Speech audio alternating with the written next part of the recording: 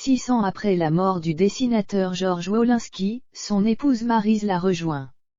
Décédée la semaine dernière d'un cancer du poumon, la journaliste et écrivaine a été inhumée ce mercredi à Paris, en présence de sa fille et ses petites-filles. Près d'une semaine après l'annonce de son décès, se sont tenues les obsèques de la romancière et journaliste Maryse Wolinski.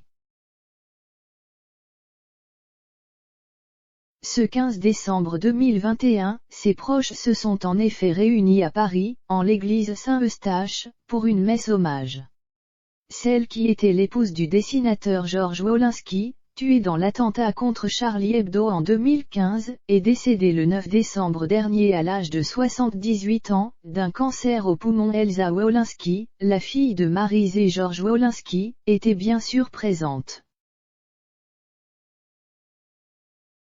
Pour cette éprouvante journée, la journaliste et écrivaine de 48 ans était accompagnée de ses 2 filles, Lila et Bianca.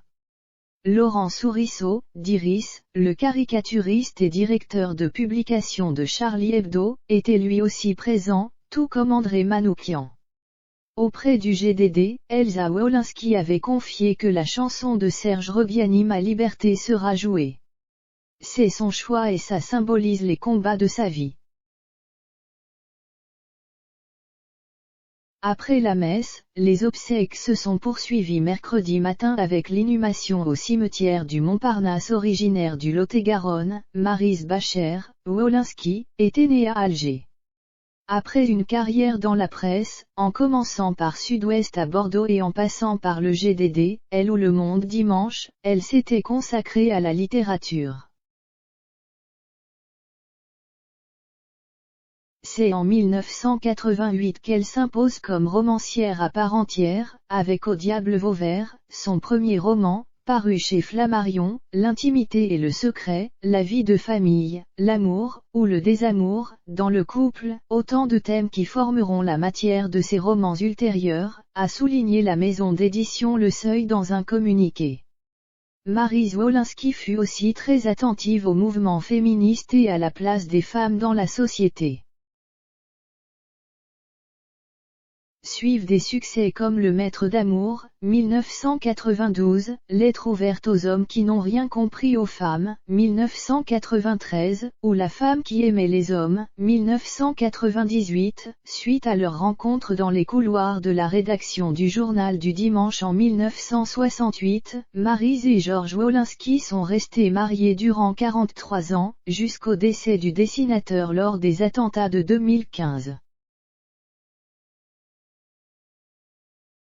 Après la mort de son mari, elle lui a consacré 3 livres publiés par Le Seuil, Chérie, je vais à Charlie, 2016, Le goût de la belle vie, 2018, et Au risque de la vie, 2020. Elle avait évoqué pour la première fois son cancer du poumon alors qu'elle assurait la promotion de ce dernier ouvrage. Organiser ton enterrement, c'est comme organiser une fête triste. Particulièrement active sur Instagram, Elsa Wolinski a partagé plusieurs messages depuis le décès de sa mère, qu'elle appelait, non pas maman, mais Maryse, depuis le meurtre de son père.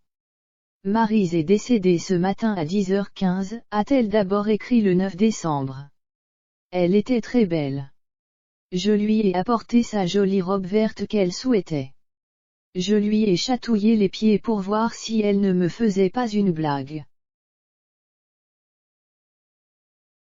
Mais Maryse c'était pas son truc les blagues. Toujours avec sincérité et humour, elle a alors ajouté, sa mort a été tellement longue que hier soir j'ai dit à Wolinski, maintenant ça suffit, tu récupères ta femme. Et vous me laissez tranquille. Ce soir je ne peux pas dire que je suis libre parce que ça ne se dit pas mais je suis libre avec un grand vide.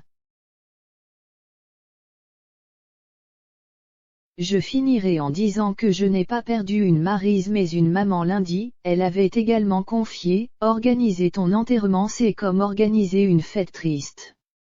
Tu as demandé que ce soit moi qui ferme ton cercueil. Mes sœurs Frédérica et Natacha, les filles de Georges Wolinski nées d'un premier mariage, note de la rédaction, m'ont dit que je n'étais pas obligée.